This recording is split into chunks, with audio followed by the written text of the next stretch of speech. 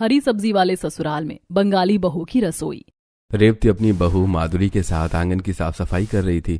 तभी पड़ोस के घर से अचानक से मछली की दुर्गंध आने लगी। रेवती मुंह सिकोड़ कर अपनी बहू से कहती है, हे भगवान, फिर से मछली की गंध आ रही है। लगता है हमारे पड़ोसी फिर से मछली बना रहे हैं। अब क्या कर सकते हैं माँ जी, हमारे पड़ोस में बंगाली लोग रहते हैं। अब बंगालियों का तो मछली के बिना काम ही नहीं चलता है। ये सुनकर रेवती जोर से कहती है, अरे अगर बंगालियों को मछली खाना ही है तो खुद खाओ ना, पड़ोसियों को क्यों परेशान करते हैं। कुछ लोग पड़ोसियों का कोई ध्यान नहीं रखते, वो सिर्फ अपने बारे में सोचते हैं। रेवती की ये बात सुनकर कुमौलिका बाहर निकलती है और जोर से अपनी बहू बैजंती से कहती है, बहू जानी ना, हमारे पड़ोसी हमारे ही पीछे क्यों पड़े रहते हैं। हम नॉनवेज अपने घर में बनाते हैं, पता नहीं दूसरों को इससे क्या दिक्कत होती है। ये सुनकर रेवती चिल्लाकर कहती है, अपने घर में बना रही हो तो बदबू भी अपने ही घर रखो ना, पड़ोस में क्यों बदबू फैला रही हो। पहली बात, मछली बनाने से बदबू नहीं बल्कि खुशबू आती है, और खुशबू को कैसे कैद कर सकते हैं, मर्जी वो जहाँ जाए। माँ जी, इनको कोई भी बात बोलने का कोई फायदा नहीं है। चलिए हम अंदर चले जाते हैं और अपना दरवाजा बंद कर लेते हैं। ऐसा कहकर रेवती और माधुरी घर के अंदर चली जाती है। माधुरी दरवाजा बंद कर लेती है। अंदर केशव और उनकी माता जी दोनों बैठे थे। रेवती का मूड खराब देखकर केशव कहता है, अरे क्या हुआ रेवती, तुम इस तरह गुस्सा क्यों हो रही हो। अजी क्या बताऊं आपको, जब से हमारे पड़ोस में ये बंगाली रहने आए हैं तब से तो पूरे मोहल्ले का माहौल ही खराब हो गया। ये लोग हमेशा ही मछली बनाते, मछली की बदबू सारे मोहल्ले में फैलती है। हमारा तो बाहर निकलना ही मुश्किल हो गया। हाँ रेवती, तू बात तो सही कह रही है। मैं भी सुबह घूमने के लिए निकली तो मुझे भी मछली की गंध आ रही थी, लेकिन अब क्या कर सकते हैं, जाने दो। रेवती अपनी बहू माधुरी से कहती है, माधुरी बहू, मन तो बहुत खराब हो गया, लेकिन अब क्या कर सकते हैं। दोनों बेटे आते ही होंगे, तू जल्दी से जाकर खाना बना ले। अब माधुरी किचन में जाती है और दाल चावल आलू गोभी की सब्जी रोटी चटनी रायता सब कुछ बना लेती है। फिर माधुरी खाना लगाने लगती है। खाने की खुशबू सूंघकर दादी माँ वहां आ जाती हैं और कहती हैं, बहू ये तो तूने बड़ा ही अच्छा किया जो इतनी वैरायटी का खाना बना लिया। सुबह से तो मन ही खराब था, अब खाने की खुशबू सूंघकर बड़ा अच्छा लग रहा है। मुझे भूख लग रही है, बाकी लोगों को भी बुलाकर ले आ, सभी लोग मिलकर खाना खाएंगे। तब तक वहां पर रेवती और केशव भी आ जाते हैं और पीछे से रेवती के दोनों बेटे अमन और निहाल भी आ जाते हैं। रेवती का बड़ा बेटा डाइनिंग टेबल पर बैठते हुए कहता है, अरे माँ, आज तो तुमने मेरी पसंदीदा आलू गोभी की सब्जी रायता मटर टमाटर की चटनी सब कुछ बनाया है और खाना काफी गरम गरम है। आज तो खाना खाने में दुगना मजा आएगा। ऐसा कहकर अमन डाइनिंग टेबल पर बैठ जाता है और माधुरी सभी को खाना परोसने लगती है। लेकिन निहाल अपना फोन चलाते हुए अपने कमरे की तरफ जाने लगता है। तब दादी माँ कहती है, निहाल बेटा, कमरे की तरफ कहाँ जा रहा है, तू भी हमारे साथ खाना खा ले। सॉरी दादी माँ, लेकिन आज मेरे दोस्तों के साथ मैंने बाहर खाना खा लिया है, इसलिए आज मैं घर में खाना नहीं खा पाऊंगा। अरे वैसे बेटा, तुमने बाहर से ऐसा क्या खाया है कि तुम थोड़ा भी खाना हमारे साथ नहीं खा पा रहे। पिताजी, ये भी कोई पूछने की बात है। और क्या खाया होगा उसने, कुछ नॉनवेज ही खाया होगा। हाँ भैया, आप तो सही कह रहे हैं। मैंने मछली का सालन और चावल रोटी खाई है। इस लड़के को भी कितनी बार समझा चुकी हूँ कि नॉनवेज मत खाया कर, मगर इसे समझ ही नहीं आती है। लेकिन माँ, क्या बुराइयां हैं नॉनवेज खाने में। आजकल तो सभी नॉनवेज खाते हैं और नॉनवेज का टेस्ट भी बहुत अच्छा लगता है। मैं तो कहता हूँ कि आप लोगों को भी एक बार नॉनवेज खाकर देखना चाहिए। जब देखो तब नॉनवेज की बातें करता है। तू तो अपने कमरे में जा। निहाल अपने कमरे में चला जाता है। अगले दिन रोज की तरह आज भी निहाल दामिनी से मिलता है। दामिनी निहाल से कहती है, निहाल की बोलबो, अब तो मेरे घर में भी मेरी शादी की बातें चलने लगी हैं। कब तक हम यूं छुप छुप कर मिलते रहेंगे। तुम अपने घर में शादी की बात क्यों नहीं करते हो। क्या बताऊं दामिनी, मेरे घर वाले शुद्ध शाकाहारी हैं और तुम नॉनवेज, ऊपर से बंगाली हो। मैंने बहुत बार अपने घर में बात करने की सोची, लेकिन फिर मुझे लगता है कि मेरी माँ और दादी माँ तो सीधे ही मना कर देंगी एक बंगाली लड़की से शादी करने के लिए। ये सब मैं कुछ नहीं जानती निहाल। तुम अपने घर में शादी की बात करो और मुझे शादी करके अपने घर ले जाओ, वरना मैं शादी करके कहीं और चली जाऊंगी, फिर रोते थकबे। अरे नहीं, तुम ऐसा मत करना। मैं आज ही अपने घर में शादी की बात करता हूँ। शाम को निहाल घर आता है। देखता है कि उसके पिताजी और दादी हॉल में बैठकर चाय पी रहे थे। निहाल सीधे अपनी माँ के कमरे में जाता है और अपनी माँ के पास बैठ जाता है। फिर प्यार से उनके गले में हाथ डालते हुए कहता है, माँ, मुझे आपसे बहुत जरूरी बात करनी है। हाँ बेटा बोल, क्या बात करनी है तुझे। माँ, मुझे एक लड़की बहुत पसंद है, वो भी मुझे बहुत पसंद करती है और मैं उससे शादी करना चाहता हूँ। निहाल की बात सुनकर रेवती खुश हो जाती है और कहती है, अरे वाह, ये तो बहुत खुशी की बात है। वैसे भी मैं तेरे लिए लड़की ढूंढ ही रही थी। अच्छा किया जो तूने खुद ढूंढ ली। चल तेरे पिताजी को और तेरी दादी को भी ये बात बताते हैं। वो तो ठीक है माँ, लेकिन एक दिक्कत है। दिक्कत है? कौन सी दिक्कत है, मुझे बता। माँ वैसे तो वो लड़की बहुत अच्छी है, लेकिन दिक्कत ये है माँ कि वो लड़की हमारी तरफ वेजिटेरियन नहीं बल्कि नॉन वेजिटेरियन है। ये सुनकर तो रेवती का दिमाग खराब हो जाता है। वो गुस्से में हॉल की तरफ बढ़ने लगती है कि पीछे पीछे निहाल भी आता है।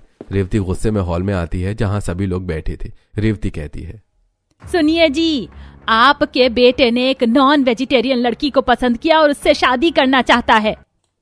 अरे बेटा, ये तू क्या कह रहा है? इस घर की छोटी बहू हमारी ही तरह शुद्ध शाकाहारी लड़की होनी चाहिए। अरे माँ, इसमें इतना भी परेशान होने वाली क्या बात है? अगर वो लड़की नॉन वेजिटेरियन है और हमारे बेटे से प्यार करती है तो वो हमारे घर में आकर वेज खाना सीख जाएगी। हाँ पिताजी, वो तो ठीक है, लेकिन दिक्कत ये है कि लड़की बंगाली है। ये सुनकर तो जैसे घर में बवाल ही मच जाता है। सभी लोग अपनी अपनी तरह से अपनी बातें कहने लगते हैं। निहाल चुपचाप होकर वहां से खिसक लेता है।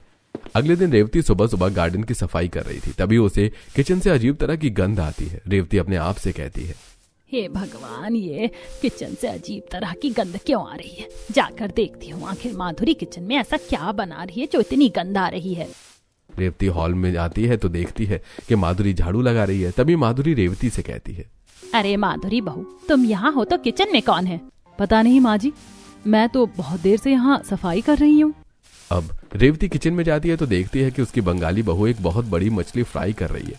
ये देखकर रेवती चिल्लाती है, हे भगवान, इतनी बड़ी मछली! तुमने मेरे किचन को अशुद्ध कर दिया। माँ जी, किशोर, केशव, अमन, निहाल, कहाँ हो सबके सब? देखो, इस बंगाली बहू ने इतनी बड़ी मछली पकाकर मेरे किचन को अशुद्ध कर दिया। रेवती बार बार ऐसा कह रही थी कि तभी केशव रेवती को जगाते हुए कहता है, अरे क्या हुआ रेवती? किसने तुम्हारा किचन अशुद्ध कर दिया और कहाँ है बहू? बड़ी मछली किसने पकाई है?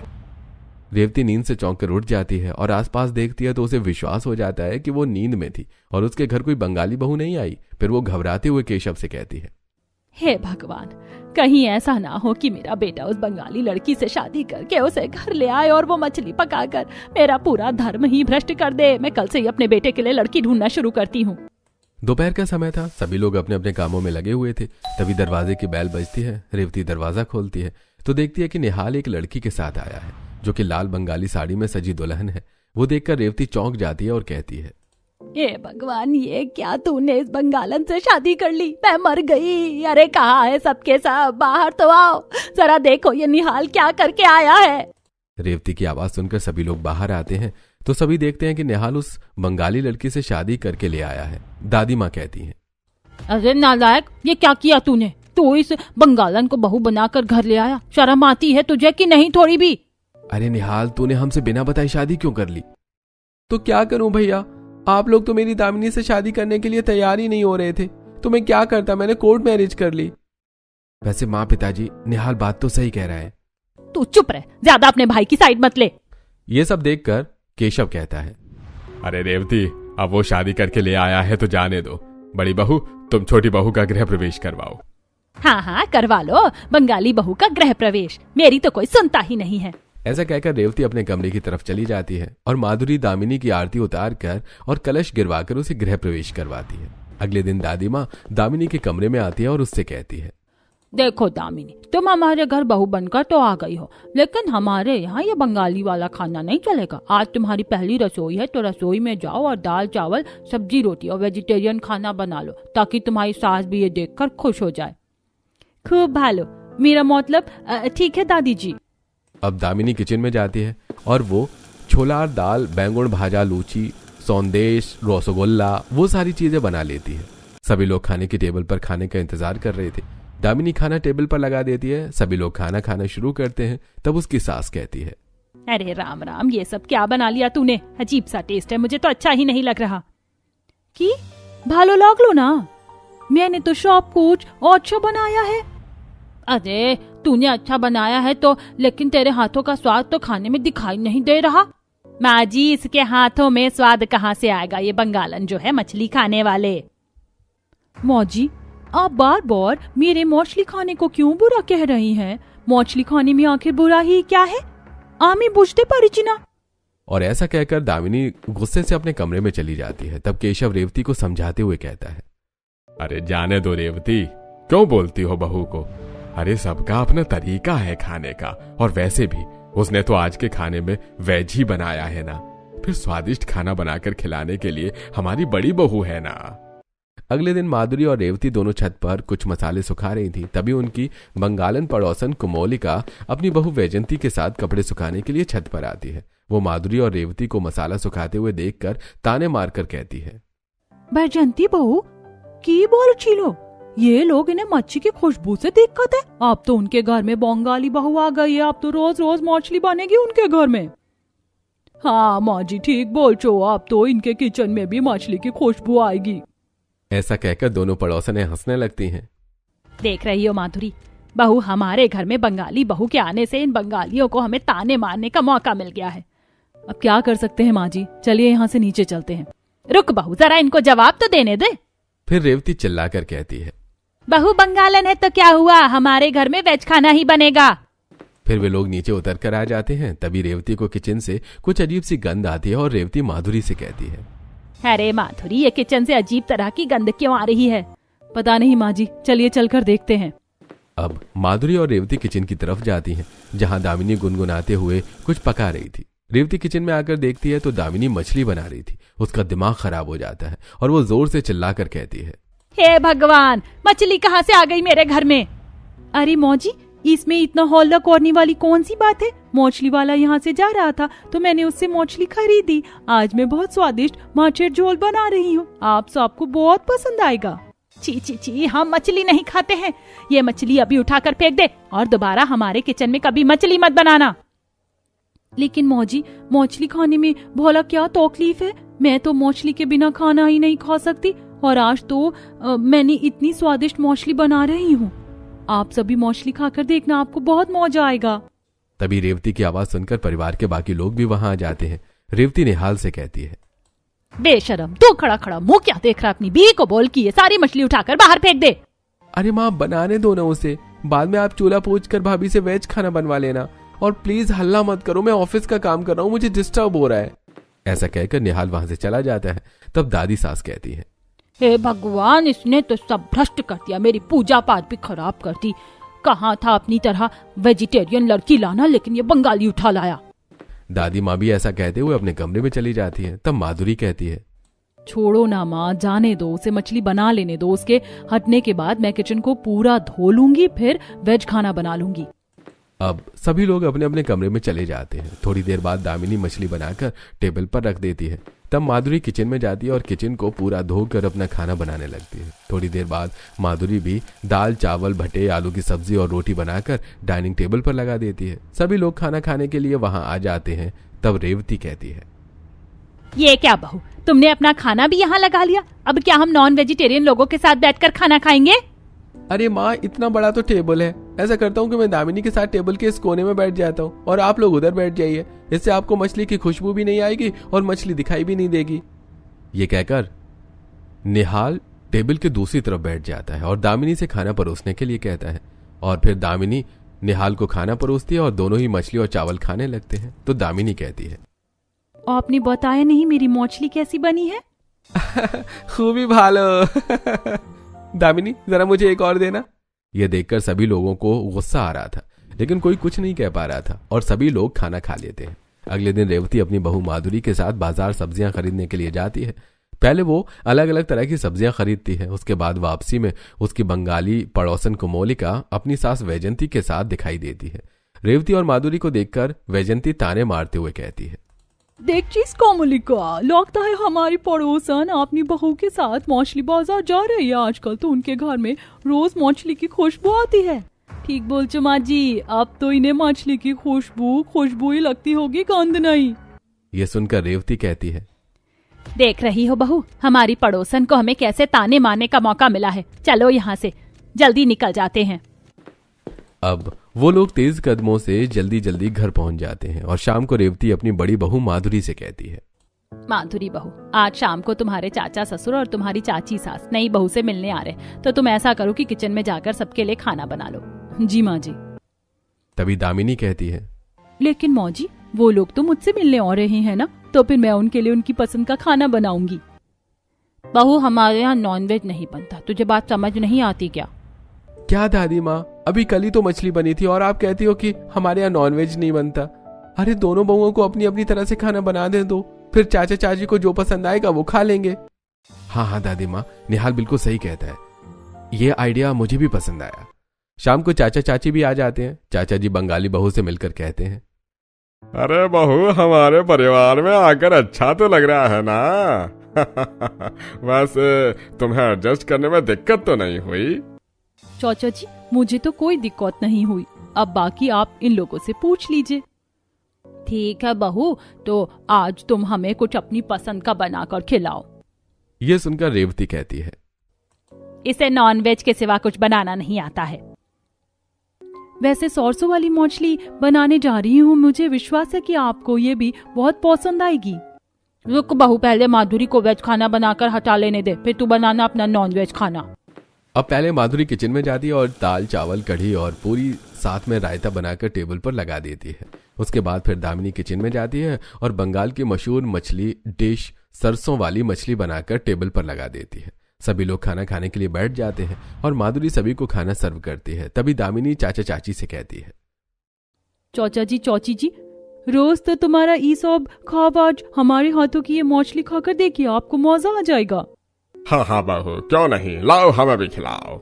ये सुनकर रेवती उन्हें गुस्से से देखती है। तब चाचा जी कहते हैं, अब दीदी अगर नई बहू के हाथ का बनाया हुआ नहीं खाएंगे तो उसे बुरा लगेगा ना, इसीलिए खाना तो पड़ेगा ना।